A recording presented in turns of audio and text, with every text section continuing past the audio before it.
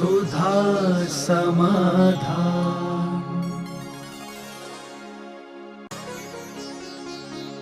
नमोस्तु गुरुदेव। पाठशाला में पढ़ने वाले बच्चे अपने जीवन को किस प्रकार आदर्शमय बना सकते हैं? जो पाठशाला में पढ़ा है उसको जीवन में उतारना। शिक्षा जो दी जाती है वो स्कूल है। कमाई तो जब सर्विस लगती है तब होती है ना। तो ये पाठशालाएं यानी स्कूल हैं। इनमें जो पढ़ा है वो जब संसार मार्ग में प्रवेश करेंगे तब जाकर के वो याद होना चाहिए। जब तुम बाजार में जाओ और खाने का मन मचले उस समय पाठशाला को याद रखो कि पाठशाला में पढ़ाया था यह चीज़ खाना अभक्ष है।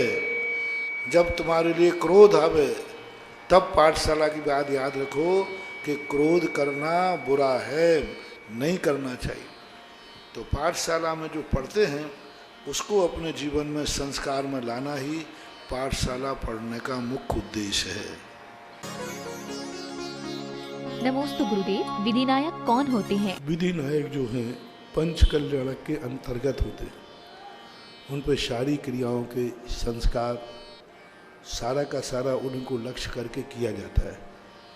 मंदिर में तो विधिनायक का कोई विशेष स्थान हमें देखने में नहीं आया, शास्त्रों में भी देखने में नहीं आया। पंचकल्याणों को विधिनायक होते हैं, उनके प्रति लोगों की विशेष श्रद्धा रहती है। तो इस श्रद्धा की अपेक्षा से उनका स्थान महत्वपूर्ण है। और बाकी मंदिर की अपेक्षा से तो प्रतिष्ठा के बाद वह सामान्य मूर्ति हो जाती है, फिर भी श्रद्धा बनी रहती है। करते हैं तो बहुत अच्छी है। श्रद्धा से शक्तियाँ बढ़ जाती हैं। किसी मूर्ति के प्रति इतनी श्रद्धा होती है कि उस श्रद्धा को उसके सामने जाते ही उसके मन में एक अलग अनुभूति होती है। नमोस्तु गुरुदेव। स्थिति बंध और अनुभाग बंध की क्या परिभाषा है? स्थिति बंध और अनुभाग बंध है कोई भी चीज के पहले निर्माण किया है, इसकी उम्र क्या है, कितनी देर टिकेगा ये मकान, कितनी देर टिकेगी ये वस्तु। फिर अनुभाग का अर्थ होता है ताकत, उसमें कितनी ताकत है, कितना पावर है। तो हमारे जब कर्म का बंध होता है तो जिस प्रकार की कसाय होती है, स्थिति और अनुभाग बंध कसाय से होता है। तो कसाय की तीव्रता होती है तो अनुभाग बंध तीव्र होता है, कसाय की तीव्रता होती है तो अनुभाग स्थिति बंध भी तीव्र होता है। तो इस प्रकार के परिणामों के माध्यम से ये कर्म कितनी देर आत्मा में टिकेंगे, कितने समय तक सुख दुख देंगे, कितनी ताकत के साथ देंगे, ये सारा का सारा स्थिति। कोई कर्म आता है सामान्य दुख दे के निकल जाता है, कोई कर्म आता है इतना दुख देता है कि रुला देता है, ये कहलाती अनुभाग शक्ति। कोई दुख आता है थोड़े दिन में निकल जाता है और कोई दुख आता है जिंदगी भर दे देता है, ये बोलते स्थिति बंध है। स्थिति, अनुभाग, प्रदेश, प्रकृति बंध, ये आठों कर्मों में होते हैं। सबका अलग अलग स्थिति बंध है, अलग अलग अनुभाग बंध है, लेकिन आठों में होता है। नमोस्तु गुरुदेव। क्या सूतक पातक के दिनों में उस परिवार के नाम के साथ स्वर्गीय व्यक्ति के नाम का भी वाचन शांति धारा में कर सकते हैं? और इन दिनों की मर्यादा मंदिर में कहाँ तक जाने की है? पहले में सोल सूतक में नाम लेने में कोई बाधा नहीं। जिस दशा में मौत हो सकती है उस दशा में नाम ले सकते हो। किसी भी परिस्थिति, त्रियंशों के नाम ले सकते हो, पशुओं के नाम ले सकते हो। कोई त्रियंश है, पशु है, उसके लिए नाम ले सकते हो। मैंने कहा था ना एक दिन, एक बार मैंने कुत्ते के नाम की शांति धारा कराई। हाँ, उसकी दुर्दशा देखकर मैंने उसका कुत्ते का नाम लेकर के, भाई वो श्वान जिसको मैं देख के आया हूँ उसको सुख साथ, कोई बाधा नहीं। नाम लेने में कोई बाधा नहीं। स्वर्गीय व्यक्ति का नाम लेने से कोई फायदा नहीं, क्योंकि यहाँ से नाम लेने पर उसको कोई भी प्रभाव नहीं हो। अब भक्तिवश अनुरागवश ले लेते हैं तो दोष भी नहीं है। अब सूर्य सूतक में कहाँ तक जा सकते हैं? मंदिर के अंदर उन स्थानों पर नहीं जाना चाहिए जहाँ स्वाध्याय होता है, लोग पूजन करने वाले खड़े होते हैं, जहाँ अभिषेक होता है। हमारे यहाँ शोर सूतक वालों को श्रृंगार चौकी बोलते हैं, वहाँ तक जाना चाहिए। दूसरा स्थान अल्प सूर्य सूतक है, तो साल बोलते हैं। श्रृंगार चौकी के बाद एक साल होता है, साल बोलते बरामदे को। उस बरामदे से भगवान आराम से दिखते, वहाँ तक जाना चाहिए। और कुटुंबी जन जो आदि जो हैं, जिनको कम सूतक लगता है, उनको मात्र एक होता है नृत्य मंडप, जहाँ तक गंधर्व जाते बजाने वाले, उससे आगे नहीं जाना चाहिए। गर्भालय में नहीं जाना, जहाँ लोग पूजा पाठ के लिए खड़े होते वहाँ ने मंदिर की किसी वस्तु का स्पर्श नहीं करना। मंदिर के अंदर जो चौकी है, चटाई है आदि, उन वस्तुओं को नहीं छूना चाहिए, ऐसा ध्यान। जितने दूर से भगवान दिख जाएं सबसे अच्छा है श्रृंगार चौकी। दूसरा साल, जितने दूर से हो अपना आपका काम हो जाए उतना बचना चाहिए।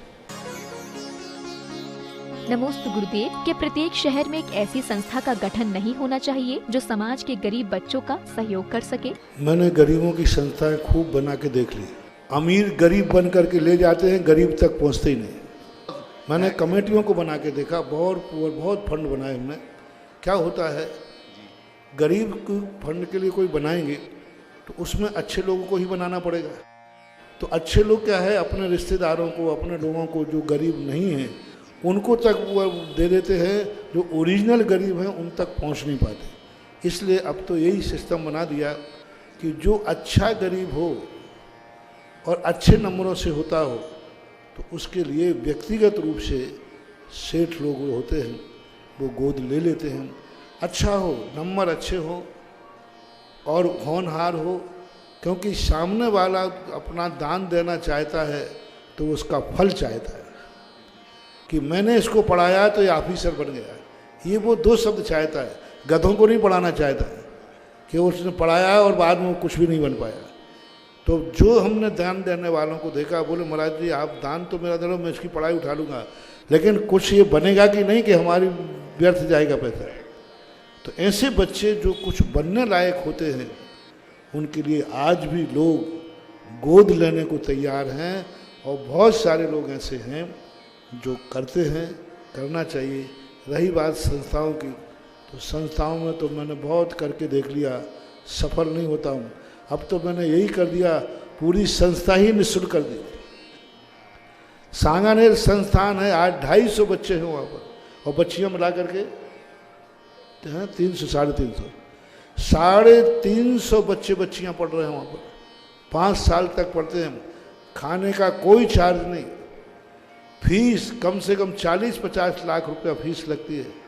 फीस कुछ नहीं, मात्र उन बच्चों को पढ़ना है और संस्था पढ़ा रही है। और उसी के अभी स्नातक निकले, 1000 स्नातक निकाल चुका है निःशुल्क पढ़ाई के लिए, और कोई चार्ज नहीं, कुछ नहीं, पूरी सर्विस में। आज पहला संस्थान है जिससे निकले हुए छात्र बेरोजगार नहीं मिलेंगे। जब तक नौकरी नहीं लगी है तब तक पाठशालाओं में, और नौकरी लगने के बाद कोई कहीं ना कहीं अच्छे अच्छे पदों पर पहुंच गए। तो ये किया जा रहा है, कर रहे हैं हम, लेकिन वो संस्थाएं एक विधिवत चल रही है, और वहाँ पर अच्छे 250, 300, 350 कौन है भारत में आज इतने छात्रों को 300, 350 निःशुल्क पढ़ाना, फीस देना कोई साधारण काम नहीं। कम से कम 3 से 4 करोड़ रुपया पर ईयर खर्च होता है, तब ये 350, 400 पढ़ते हैं। तो ऐसी होती है, अच्छे होनहार बच्चे हों तो उनका कार्य हो सकता है। मात्र दिल्ली से 1 रुपया चला, उपभोक्ता के बाद 15 पैसा पहुंचा, ये मैं नहीं कर सकूँगा। कोविड के अंदर हमारे पास सरकारें आई, सरकारों ने कहा कि महाराज कोविड में लोगों को सहायता के लिए, जीवन दर, लोगों की सहायता के लिए, गरीबों के लिए फंड दो। हमने कहा मैं आपको तो फंड नहीं दूंगा, आप तो गरीब बताओ, मैं उसी को फंड दे देता हूँ। सरकार को न दे करके हमने कहा नहीं, जहाँ गरीब रहता है वहाँ पहुँचाऊँगा ना मैं। महाराष्ट्र में बाढ़ आई, बहुत सहायता करने की उन्होंने बात की। मैंने कहा भाई मैं सरकार को पैसा नहीं दे सकता, क्योंकि 1 रुपया में 15 पैसा पहुँचेगा। महाराष्ट्र के अंदर एक संस्थान तैयार किया, एक दल तैयार किया, आगम सागर जी वहाँ महाराज थे, उनके में एक दल तैयार करो, जिसका घर बह गया है उसका घर स्वयं संस्था जाके बना के देगी। और जितने 250 परिवारों को पूरी पक्के मकान बना करके हमारी संस्था ने दिया। आर के मारवाला वालों ने 100-150 घर बनाए, 250 परिवारों के पक्के मकान बना करके और उनको दिया, और यही पैसा हम सरकार के थ्रू देते तो। और आज वो सब इतने गदगद होते हैं। हर कच्चा मकान था, कच्चा बहा और मिला क्या, तो वे तो कई लोग कहते महाराज अच्छा रहा बह गया। 250 मकान क्या कहलाते हैं, और पक्के मकान बना के दिए, और आज वे सब खुश हैं। उनके सबके फोटो लाए थे और पूरा करके लाए थे। तो ऐसे कार्य करना चाहिए। नमोस्तु गुरुदेव, हम अपने परिवार का वातावरण किस प्रकार धर्ममय बनाएं, जिससे हमारी दिव्यांग संतान के मन में सकारात्मकता का भाव बना रहे। देखो, वो विकलांग है, लेकिन पूरे परिवार कर्म का भी अशुभ कर्म का उदय है। क्योंकि वो तुम्हारे परिवार में क्यों जन्मा? कभी किसी विकलांग की तुमने हंसी उड़ाई होगी, कभी किसी विकलांग के लिए तुमने दुख दिया होगा, कभी किसी विकलांग को विकलांग किया होगा। इसका परिणाम है कि तुम्हारे घर में विकलांग हुआ। अब उसका पाप, उसका प्रायश्चित यही है कि उस विकलांग की अच्छी तरह सेवा करो, उस विकलांग को अवभाग्य मान के सेवा करो। उस विकलांग को, जैसे हम लोग कहते हैं कि भाई विकलांगों की सहायता करो, तो तुम लोग कहो कि महाराज जी जो कहते हैं विकलांग की सेवा करो, मेरे कितने पुण्य के उदय हैं कि मेरे घर में विकलांग है, मैं इसकी सेवा करूँगा। दुर्भाग्यवान के नहीं। जैसे अभी तुमसे कहा जाए कि भाई एक बाहर विकलांग है, उसकी सहायता करो, तो वो दुर्भाग्यपूर्ण है कि सौभाग्यपूर्ण? अच्छा हुआ मेरे पैसे का विकलांग के बारे, ऐसे ही घर में समझो कि ठीक है दुर्भाग्य से हुआ, लेकिन मुझे इसकी सेवा करने मिला, इसके लिए अवभाग्य मान करके सेवा करो कि मेरे घर में ही हमारे विकलांग है, हम इसको जो समय दे रहे हैं इससे मेरे पाप कट रहे हैं, और पाप कट रहे हैं, पुण्य का बंध हो रहा है। ऐसा भाव करके वातावरण बनाओ घर के। दुर्भाग्यपूर्ण नहीं, सौभाग्य मान करके सेवा करो। नमोस्तु गुरुदेव, जैसे कुछ कंपनियों के शेयर खरीदने की होड़ लगी रहती है, वैसे ही आपकी अध्यात्म रूपी कंपनी में ऐसा क्या है कि आपके भक्त बिना सोचे समझे महंगे से महंगा शेयर खरीदने के लिए लाइन में लग जाते हैं। जनता को ये विश्वास है कि जो कार्य, एक बार एक प्रश्न पंडित जी ने किया था कि महाराज जी ये बताओ, हम लोग को कोई बैठते हैं तो बोली बढ़ती नहीं है, खूब बढ़ाते, खूब बोलते, प्रोत्साहन भी देते हैं, बोली बढ़ती नहीं, और आप लोग मौन ही बैठ जाओ, आचार्य श्री जैसे मौन भी बैठ जाओ तो भी बोली बढ़ जाती है। इतने नाम से बढ़ जाती है कि महाराज जी आ रहे हैं, बोली बढ़ जाती है। इतने नाम से बढ़ जाती है कि महाराज जी शांति धारा पढ़ेंगे। महाराज जी ऐसा आप लोग कौन सी माला फेरते हो बताओ पहले? हमने कोई माला नहीं फेरते हैं। भक्त का विश्वास है कि गुरु के सामने जिस चीज की बोली लग रही है वो जरूर महत्वपूर्ण है, अन्यथा गुरु महाराज बैठते ही नहीं। साधु का बैठना बता रहा है कि जिस कार्य को बोला जा रहा है ये कार्य मूल्यवान है, तभी साधु बैठा है। और साधु आशीर्वाद दे रहा है तो साधु कभी गलत कार्य को आशीर्वाद नहीं देता।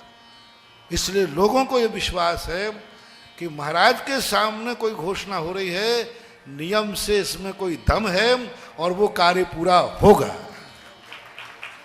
और उनके पैसे का सदुपयोग होगा। इनको जनता को एक विश्वास बन गया है कि महाराज के मंच से घोषणा हुई है तो यह कार्य हो करके ही, और अच्छा ऐसा ही नहीं होगा थोड़ा बहुत अच्छा होगा, ऐसे ही नहीं बोल रहे हैं बाबू। आप लोगों ने मेरे खूब सैंपल भरे हैं, हाँ, और सैंपल भर भर के चेक किए हैं, अब बिना सैंपल के ऑर्डर मिल रहे हैं। क्योंकि जब रेपुटेड कंपनी हो जाती है फिर कोई व्यक्ति सैंपल नहीं भरता है। मैंने देखा दाता कोई भी व्यक्ति या प्रवचन को विश्वास करने वाला व्यक्ति एक ही व्यक्ति बात देखता है, इनका स्वार्थ क्या है। और दाता को ये विश्वास हो गया है कि महाराज जहाँ जाते हैं वहीं की बोलते हैं महाराज का स्वार्थ क्या है। बताओ भैया, जबलपुर से मेरा स्वार्थ क्या है? 11 साल में आया हूँ, वो भी कुंडलपुर के बड़े बाबा की कृपा से। तो लोग सोचते हैं कि महाराज हर क्षेत्र के लिए ऐसा बोलते हैं। इसका अर्थ है कि महाराज का तो कोई स्वार्थ है नहीं, बस महाराज का एक ही स्वार्थ है कि हमारे भक्तों का कल्याण हो और धर्म की प्रभावना हो। और ये दो भाव ही मेरे अंदर आते हैं।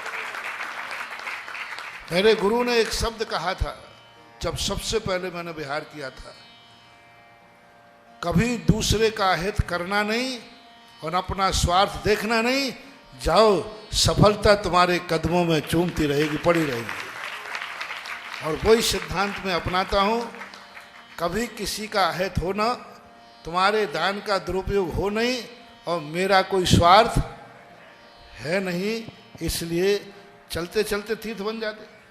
अब बहोरी बंद तीर्थ बन गया कि देखो, जाना ही नहीं था वहाँ, यूं दर्शन करने गया, दर्शन करते करते तीर्थ की कायाकल्प हो गई। खुशी की बात है। अब कोई महाराज जी आपका क्या स्वार्थ है? जिस दिन स्वार्थ हो जाएगा उस दिन बोलना बंद कर दूंगा।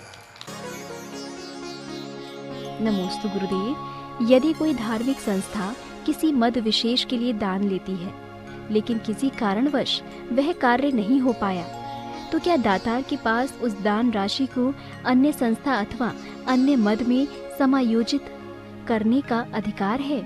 यदि कमेटी उपयोग नहीं कर रही है तो कमेटी को सूचना दे करके आप कर सकते हैं, भाई हमने जिस मद में बोला था और इतने वर्षों में बोला था, आपने वो काम नहीं किया, अतः यह राशि मैं अन्य मत में देना चाह रहा हूँ, हमारा आपके यहाँ से नाम को ख़त्म कर दिया जाए और हम ये राशि अन्य मत में दे रहे हैं, ऐसा करके दे सकते हैं। अधिकांश दे चुके, अब अधिकांश दे चुके हैं तो क्या कर सकते हैं?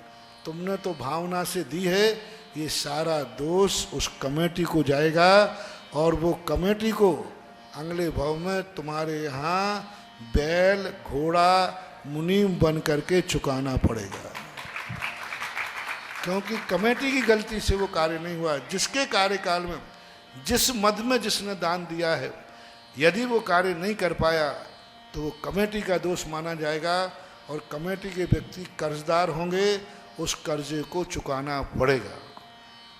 क्योंकि अन्यथा कमेटी वालों को वो काम नहीं कर सकते हैं, तो दातार के पास हाथ जोड़कर कहना चाहिए, साहब ये वापस करता हूँ, मैं ये काम नहीं कर पाऊँगा, अथवा मैं क्षमा याचना करता हूँ, आपका दान का उपयोग नहीं कर पाया। यदि दातार कहते कोई बात नहीं तो कर्जा माफ़ हो गया, अन्यथा कमेटियों को चुकाना पड़ेगा, किसी न किसी रूप में चुकाना पड़ेगा, ऐसा मानो। सुधा समाधान।